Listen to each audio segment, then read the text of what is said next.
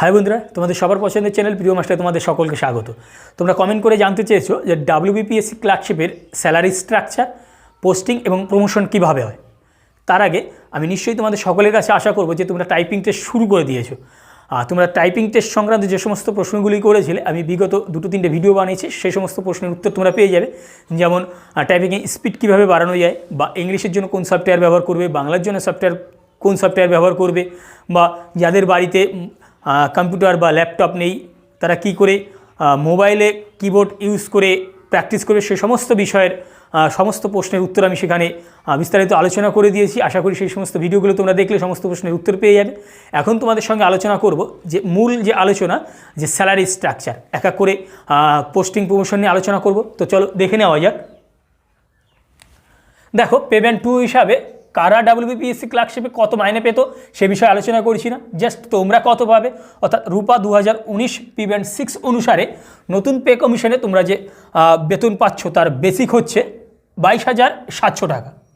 সেখানে নতুন পে কমিশনে ডিএ কোনো রকম অ্যানাউন্স করা হয়নি, অর্থাৎ ডিএ থাকবে 0। যখন ডিএ অ্যানাউন্স করবে 2%, 3%, অর্থাৎ বেসিকের, সেই হিসাবে তোমরা ক্যালকুলেট করে যোগ করে নিতে পারবে। সে বিষয়ে বিস্তারিত আলোচনা করবো নেক্সটে। এইচআরে অর্থাৎ হাউস রেন্ট অ্যালাউন্স, অর্থাৎ ঘর ভাড়া হিসাবে তোমরা 12% কার এই বেসিকের 12% পাবে। বেসিক বলতে মূল মাইনে 22,700 12% করে দেখবে, অর্থাৎ পার্সেন্টের জন্য 100, অর্থাৎ এই দুটোর সঙ্গে কাটা যাবে। 12 আর 227 গুণ করলে হয় দেখবে 2,724 টাকা। সুতরাং তোমরা ঘর ভাড়া হিসাবে পাচ্ছ কত? 2,724 টাকা। নেক্সট এমএ অর্থাৎ মেডিকেল অ্যালাউন্স কত পাচ্ছ? 500 টাকা। এবার দেখো গ্রস টোটাল, অর্থাৎ তোমাদের যে মাইনেটা হতে চলেছে কত হচ্ছে দেখবে, এইগুলো যোগ করে 25,924 টাকা। এবার দেখো তোমাদের এইখানে ইনক্রিমেন্টের কথা আমি লিখিনি। এই ইনক্রিমেন্টটা বেসিকের উপর বাড়তে থাকে। এটা প্রতি বছরের জুলাই মাসে 3% হারে বাড়ে। এই 3% বেসিকটাকে বাড়াবে। সো বেসিক বেড়ে যাওয়া মানে কি, তোমাদের এই ঘর ভাড়া 12% সেই হিসেবে দেবকে ক্যালকুলেট করে বেড়ে যাবে, বা যখন ডিএ হবে সেই ডিএরও 3% বেসিক হিসেবে বেড়ে যাবে। তাহলে এই ইনক্রিমেন্ট বাড়লো মানে তোমাদের কিন্তু সব কিছু বেড়ে যাবে, কিন্তু ডিএ বাড়লো মানে শুধু ডিএ বাড়লো। এইগুলো যখন তোমরা চাকরি পেয়ে যাবে, 2-3 মাস দেখবে চাকরি বয়স হয়ে যাবে, তখন দেখবে অটোমেটিক তোমরা এগুলো সব বুঝে যাবে। এবার তাহলে গ্রস টোটাল তোমাদের কি বললাম? 25,924 টাকা।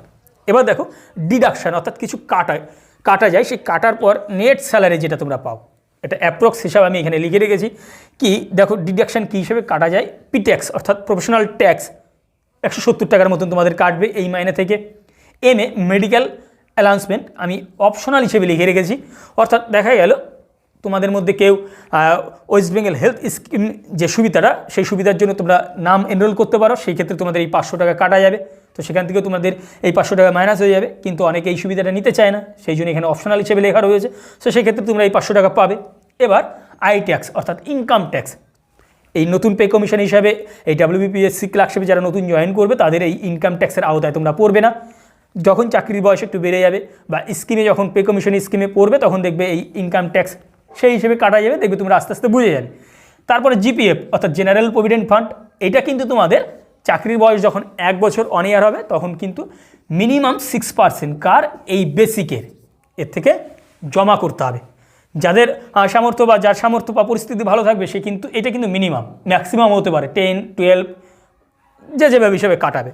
সো এই হিসাবে কাটানোর পর তোমাদের নেট স্যালারি অর্থাৎ তোমরা যেটা হাতে পাবে, আমি অ্যাপ্রক্স লিখে রেখেছি 24,000 থেকে 24,500। এরপরে ইনক্রিমেন্ট দিয়ে বাড়লে আস্তে আস্তে এইগুলো প্রতি বছর হিসাবে তোমাদের এই স্যালারি বাড়তে থাকবে। এই ছিল স্যালারি স্ট্রাকচারের বিষয়।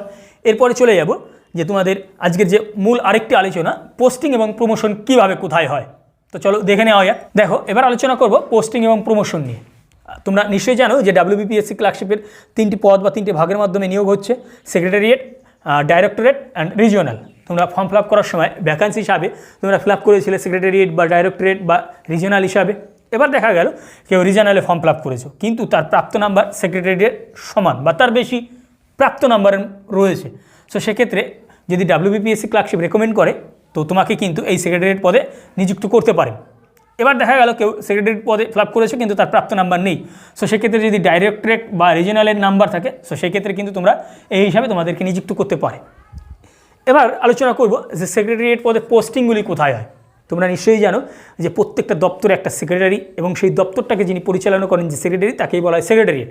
সো সেক্ষেত্রে দপ্তরগুলির যেখানে মুখ্য দপ্তর আমরা সাধারণত জানি কলকাতাতেই বেশিরভাগ অবস্থিত, যেমন নবান্ন, খাদ্য ভবন, এগুলো প্রত্যেকেই কিন্তু এক একটা ডিপার্টমেন্ট, আলাদা আলাদা ডিপার্টমেন্টে আলাদা আলাদা কিন্তু সেক্রেটারি প্রয়োজন।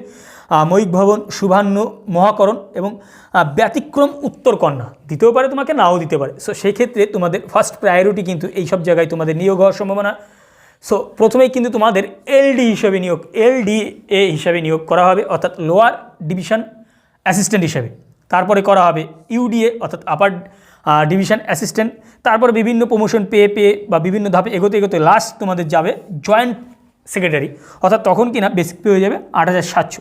এই জয়েন্ট সেক্রেটারি কারা হতে পারবে? যারা খুব অল্প বয়সে তোমরা এই চাকরিটা পাচ্ছ, বা যদি মোটামুটি 28-30 বছরে যাদের জয়েন, তাদের যদি প্রমোশন হয়, দেখা গেল তাদের অ্যাসিস্ট্যান্ট সেক্রেটারি আমি আর এখানে লিখলাম না হতো, বা দেখা গেল ডেপুটি সেক্রেটারি পর্যন্ত তোমরা চলে যেতে পারো। এবার দেখো আরেকটু বিষয় যেটু আলোচনা না করলে নয়, এই যে এলডিএ লোয়ার ডিভিশন অ্যাসিস্ট্যান্ট থেকে এই ইউডিএ এর একটা সিস্টেম আছে কি, আপার ডিভিশন অ্যাসিস্ট্যান্ট 8 বছর পর কিন্তু তোমরা একটা প্রমোশন পাবে।